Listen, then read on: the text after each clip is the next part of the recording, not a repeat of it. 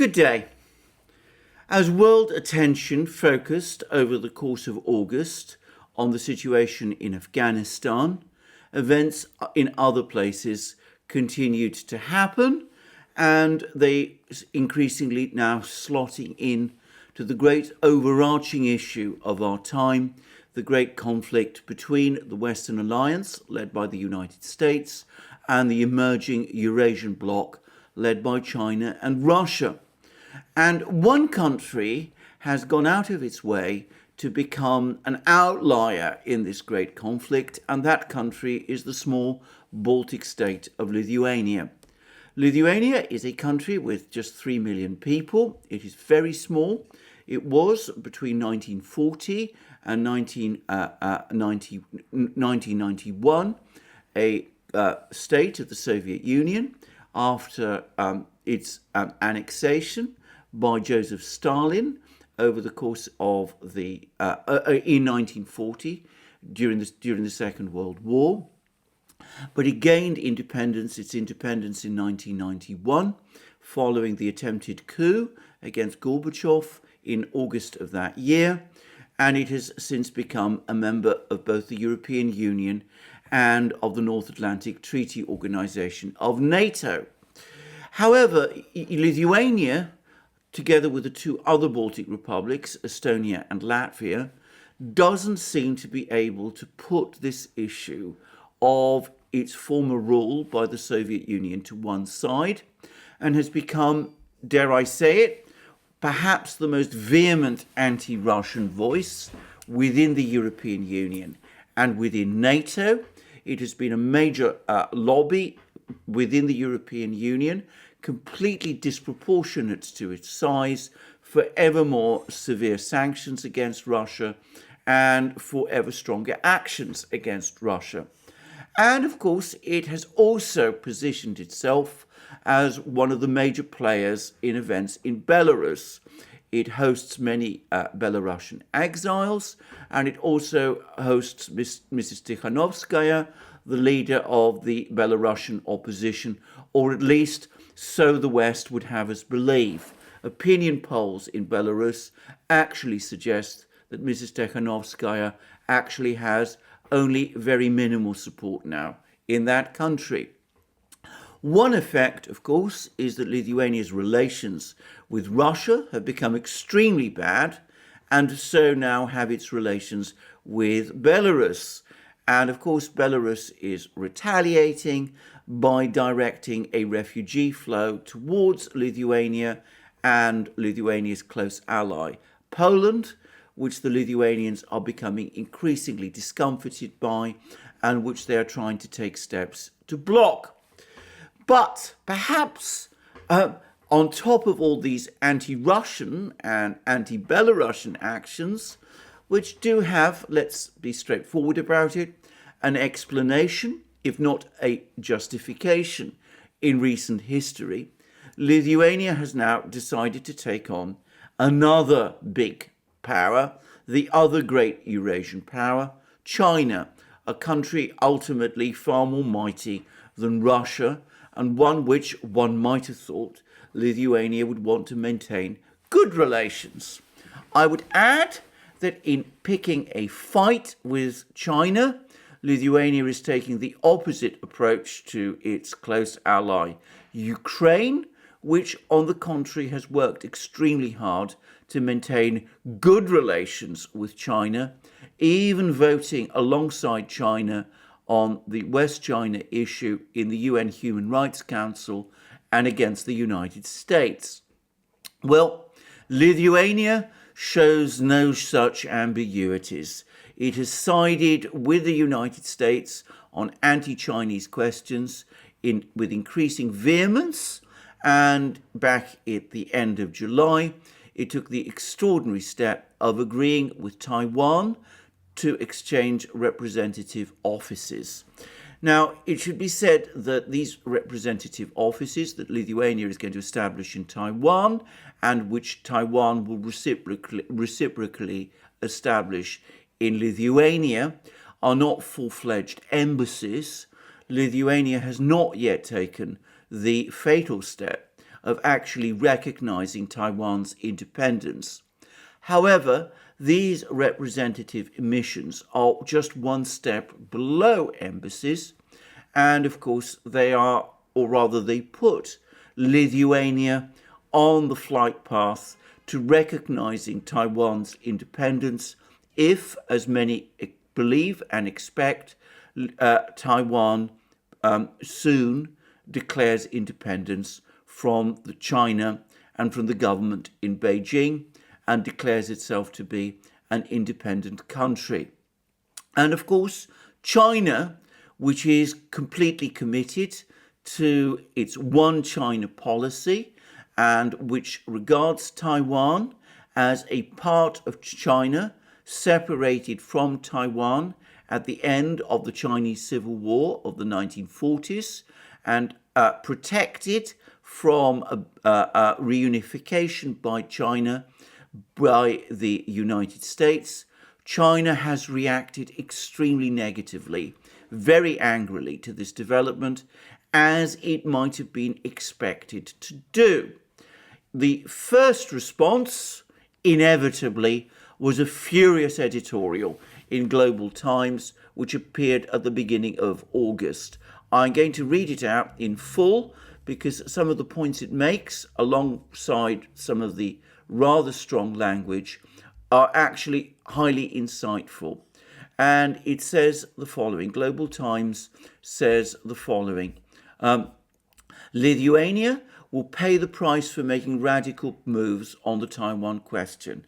The article is in fact not exactly an editorial, but it is perhaps even more authoritative because it is written by Hu Cixin, who is the editor-in-chief of Global Times and is somebody who's known to be able to speak regularly to the Chinese leadership.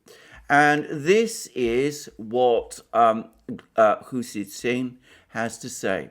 On Tuesday, we're talking now about August.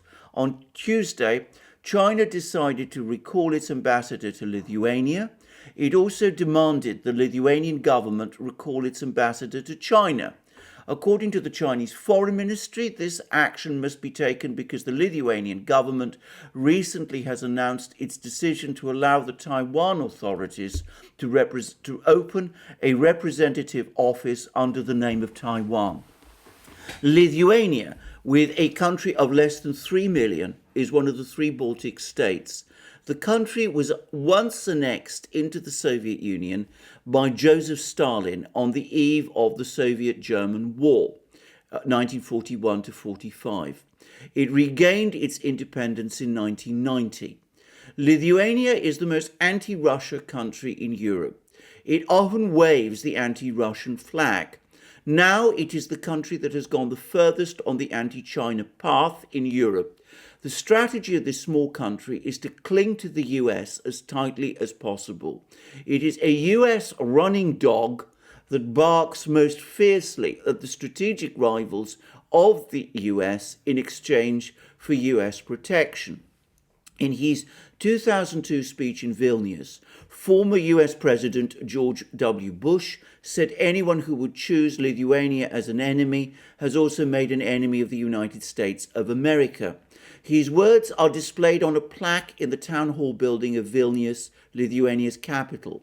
A few years ago, when I went to Lithuania for an interview, I asked a professor of international politics in Lithuania if he believed in this statement. After a moment of silence, he answered, "We have no choice but to believe it." Lithuania is a crazy, tiny country full of geopolitical fears. It is extremely afraid that if one day something happens, it will be destroyed again.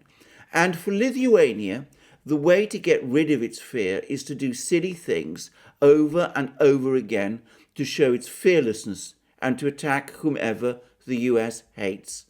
Unfortunately, this is not the way to be a normal country. There is a Chinese saying that goes like this: good and evil will always be rewarded. It is only a matter of time. The strategy of small countries is usually to seek a balance between large countries. Switzerland is the perfect example. Even the flames of World War II did not spread to that country. It is rare to see small countries like Lithuania specifically seek to worsen relations with major powers. I believe that Lithuania will eventually pay the price for its evil deed of breaking international rules. Well, we can perhaps put aside the comments about evil, but I'm going to say straight away that Hu Jintao is, in my opinion, making an entirely valid point. I don't understand why Lithuania thinks that this is a good moment for it to quarrel with China.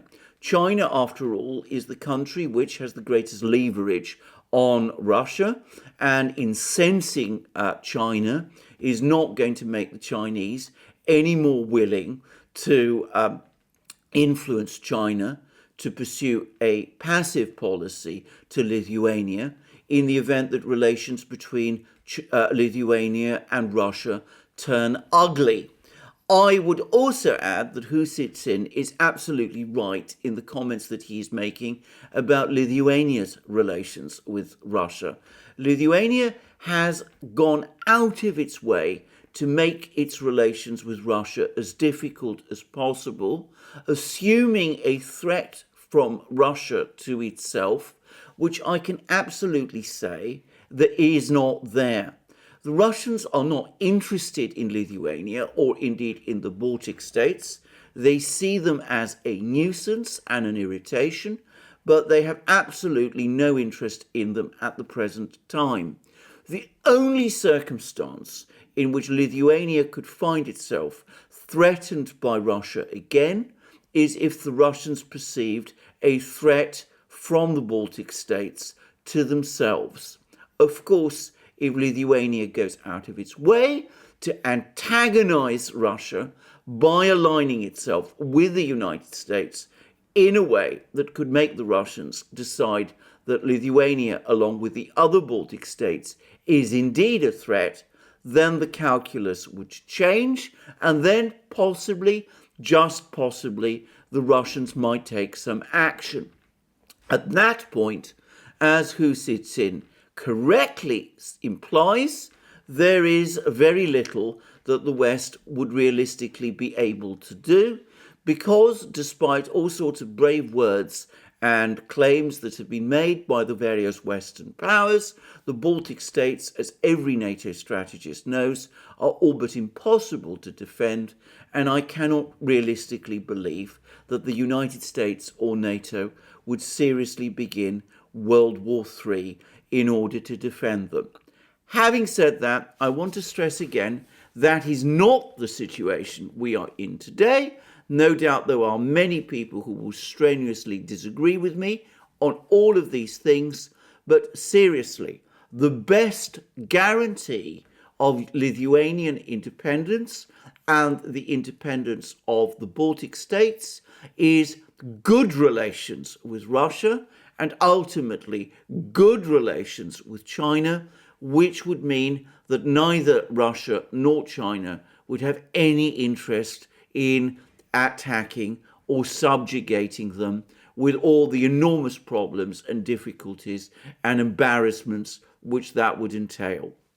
I would, by the way, cite as an example another Baltic state, Finland, which was previously part of the Russian Empire, which engaged in a long and bitter war with the Soviet Union during the Second World War, when Finland found itself somewhat uncomfortably in alliance with Hitler's Germany, and which, after the Second World War, came to understand that the only basis upon which Finnish independence could be guaranteed was friendship with Russia, a policy pursued consistently and very effectively by the Finnish government under the leadership of Finland's president, Urho Kekkonen, and one which in the end paid massive dividends for the Finns. The Lithuanians and the other Baltic states ought to consider Finland's history and, in my opinion, ought to try to follow Finland's example. The opposite policy which they are pursuing at the moment is one that can only entail problems for Lithuania and for the other Baltic states. But anyway, that's one thing. What does this all practically mean? What actually does this decision by Lithuania, what effect will it really have? After all, the Chinese can complain angrily in global times, as they have done, but China is far away and Lithuania has only very limited trade with China, so it may decide that this is something that it can afford to do, quarrel with China and not face any severe repercussions, at least for the moment, unless, as I said, relations with Russia take a catastrophically bad turn, which they show little sign of doing at the moment. Apologies, I had a croak in my voice. Anyway, what does this all practically mean? Well, first of all, it means that the Chinese are quietly imposing economic sanctions on Lithuania. And there's been an interesting article in The Guardian about this. The Guardian obviously and inevitably takes a pro-Lithuanian side. It is critical of China and of Beijing's actions, but it does confirm that the Chinese, without actually overtly announcing sanctions, are making it increasingly difficult for the Lithuanians to trade with China in any significant way. But The Guardian makes the point that Lithuania's trade with China is anyway extremely small, even relative to the size of Lithuania's economy, and that this isn't really a problem for Lithuania. It may be wrong about that, and I will come to that in a moment. But of course, there is another broader picture, and that is, of course, the position of the European Union. Because the European Union does have very extensive trade relations with China. Germany in particular sees China as a major importer for German goods, and many countries in the European Union have very, very extensive trade dealings with China indeed. In fact, China is now starting to rival the United States as the European Union's major trade partner. And of course, if the Chinese started to impose sanctions on Lithuania, that would be extremely problematic for the European Union, because the European Union claims to be a trading bloc which negotiates as one with other trading partners. And if the Chinese were to impose trade sanctions on Lithuania, open, public trade sanctions, the European Union would find itself in the very difficult position where it might be legally obliged to respond. And that would, of course, create major complications for the EU's trade with China. And it's certainly something that the Europeans would probably not want to see. Now, I happen to know that there are people in the United States who would be anxious to see trade relations between China and the European Union deteriorate. And there are, of course, some people who also believe that it is those people in the United States who are ultimately behind Lithuania's move, the intention being to use Lithuania as a stalking horse that will create problems in trade between the European Union and China.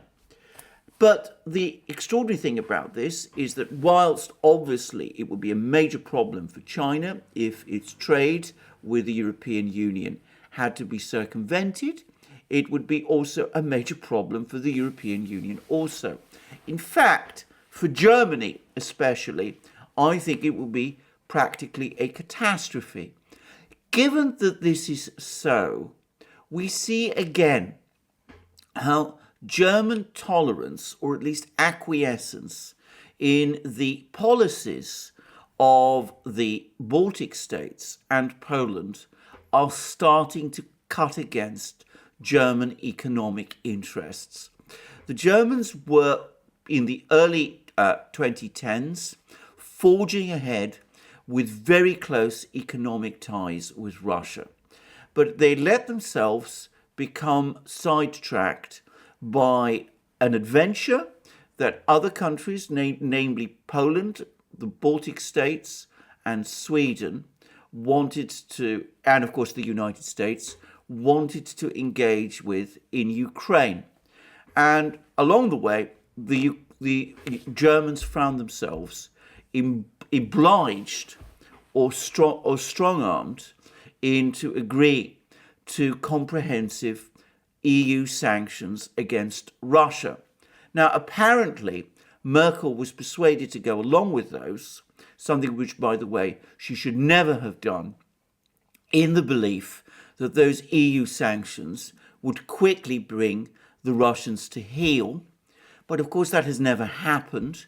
And instead, the German business community, which had invested heavily in Russia and which had seen Russia as a major future potential market and a key economic partner, has as a result paid a heavy price. I know, again, for a fact that many German business people are extremely upset and angry about the sanctions policy against Russia, one which they feel Germany was led into, and this has been another factor in their determination to press ahead with Nord Stream 2. However, and having said that, for the Germans, the relationship with Russia in the early 2010s was still only essentially at a very early stage. The relationship with China is far more massive, on a far bigger scale, and is far more mature. From a German point of view, a situation in which they found themselves, because of EU solidarity, having to impose reciprocal sanctions against China, which would put all that trade in jeopardy, well, that would be a total nightmare. It would, I suspect, provoke a major economic challenge, even possibly a crisis in Germany, and it would go down extremely badly, to put it mildly, with the German business community. And yet, that is the situation in which Germany especially, but also, by the way, other EU countries, Italy being one, for example, now find themselves in. And the big question has to be, why did they let it happen? Why are they constantly allowing the EU's tail, little countries like Lithuania and the other Baltic states, to wag the EU dog? Why are they continuously appeasing the Baltic states by going along, firstly, with their anti-Russian policies and then with their anti-Chinese policies, in a way that threatens to drag the whole EU into destabilizing and dangerous trade wars and sanctions wars, and which, of course, also opens up the disastrous possibility of the EU states, the European states, and conceivably NATO, finding themselves in a situation where there could even potentially be a conflict in the Baltic, which the Europeans are absolutely not ready for, and which would be disastrous for them. Well, I think yet again we have to look at this extraordinary figure of Angela Merkel and the way in which she consistently takes the path of least resistance. Instead of reading out the riot act to the Baltic states, telling them in the most unequivocal terms that their anti-Russian and anti-Chinese policies will not be tolerated, she always tries to triangulate between them and the German business community, putting German economic interests and ultimately those of the EU as a whole in jeopardy. We will see whether any German government which replaces her is prepared to take a stronger line, though I have to say that the polling data from Germany in advance of the election there suggests otherwise. It looks like we're going to get a very weak German government with the Greens, part of the coalition, and of course the Greens are even more or are as fervidly anti-Russian and as anti-Chinese, at least at the leadership level, as the Baltic states are. But let us consider also the immediate effect of all of these things for Lithuania. Because, first of all, for Lithuania, they are, I have to say, in great danger, it seems to me, of going out on a limb. The Germans will not be happy if they find themselves in a position where they have to choose between EU loyalty to Lithuania and their economic relationship with China. And though trade between Lithuania and China may not be large, obviously, and as I said, for Germany, the trade with China is a vital economic interest.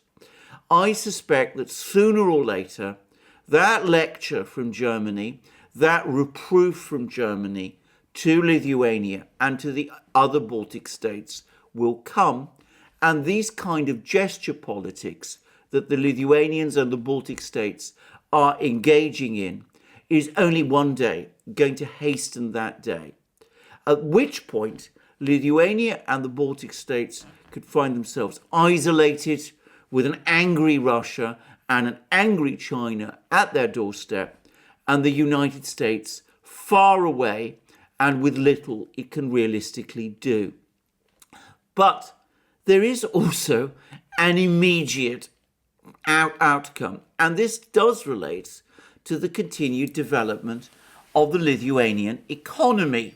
And here I'm going to discuss another article which appears in Global Times and which has been written by another Global Time specialist who is Ma Tsing. And he makes the point that the position of Lithuania as a Eurasian transport hub is now in jeopardy. And I'm going to read again in detail what Mr. Ma has to say about this issue.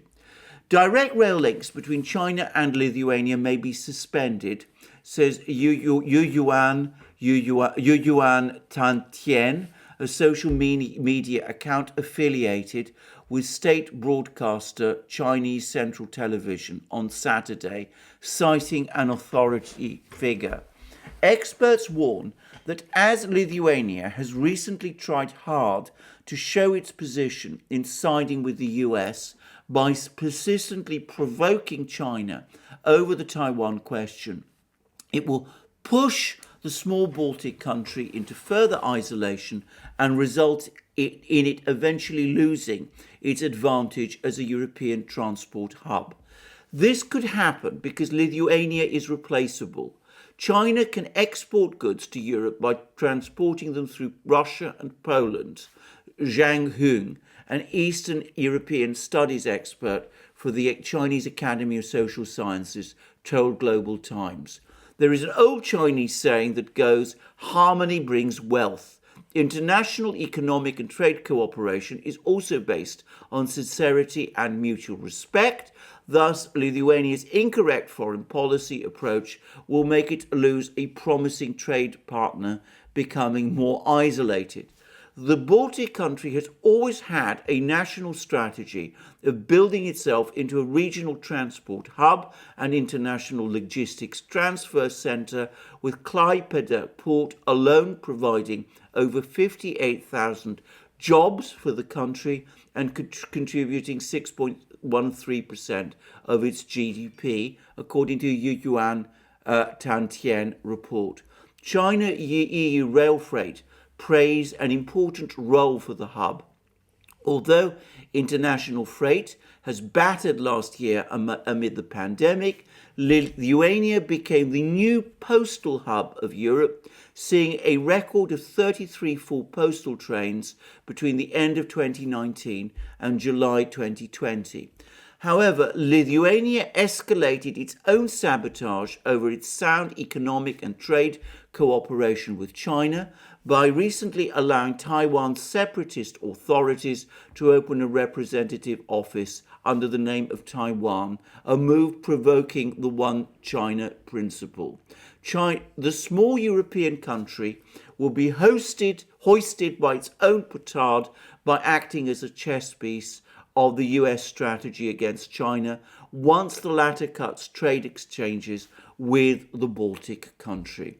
The buffoon miscalculated China's economic influence by overestimating itself in a desperate bid to gain more benefits. Lithuania is sacrificing its national interests by operating with the unreliable US. Well, again, we can discount some of the vivid language, but the message here is clear, and it is in fact a valid one. Lithuania has been trying to develop its economy on the basis of its role as a transportation hub across Eurasia. After all, it's a small country. It doesn't have an abundance of resources. And if it is to develop and grow and prosper, it needs to leverage most effectively its economic assets. And acting as a transport hub has been its strategy, and it has been an intelligent and wise strategy, one which makes a great deal of sense for Lithuania. All of that is now being placed in jeopardy by the policy it is now pursuing. Already for some time, the Russians have been transferring their trade away from the Baltic ports, whereas at the time when the Soviet Union collapsed, Russia's trade, maritime trade, depended very heavily on the Baltic ports. It does so no longer. It looks as if the Chinese are taking the first steps to do the same thing.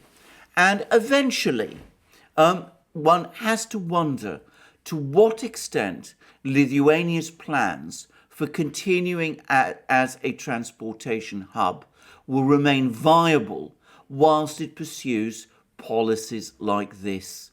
In the event that the Chinese follow through on their threats, or perhaps one shouldn't even call them threats, or their intentions, perhaps one should better call them intentions, when that happens, Lithuania, and perhaps the other Baltic states also, will find that their position has become an isolated fringe of Europe, marginalized by the big economic players as they seek to bypass them, leaving these countries economically forlorn and no longer playing any kind of central role in world trade. At that point, presumably, the Baltic states will become even more dependent on EU handouts than they are today, which, to be straightforward about it, is a dismal future for any country to find itself in. And who knows, maybe those EU handouts will also one day find themselves ending, in which case one wonders what will happen to the Baltic states at that point. Now, I understand that the issue of Taiwan is one which provokes strong feelings with many people. There are supporters of Taiwan's independence. There are opponents of Taiwan's independence. It's not my purpose or my intention to get into an argument on the rights or wrongs of this. I merely point out that the Chinese feel exceptionally strongly about this issue, and this is a factor in international diplomacy which all countries, given the power of China, need to take into account.